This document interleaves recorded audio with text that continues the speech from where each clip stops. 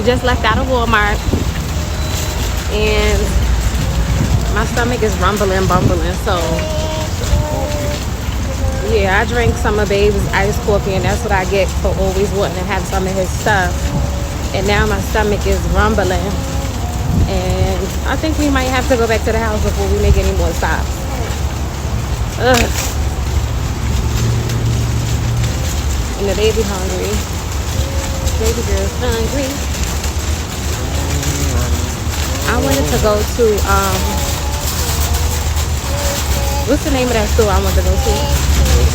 I want to go to Goodwill, because I found out that Goodwill has some, I didn't know that Goodwill be having some new stuff too. Like, not everything, you think everything in there is used and pre-owned, but they be having some brand new stuff in the Goodwill.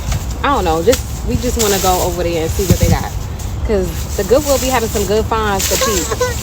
What happened, Fussy Boots? Oh, you want to help put this stuff in the trunk?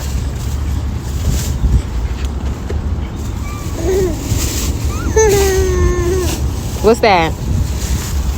What's that? It's crackers. Oh, that's crackers? You like crackers?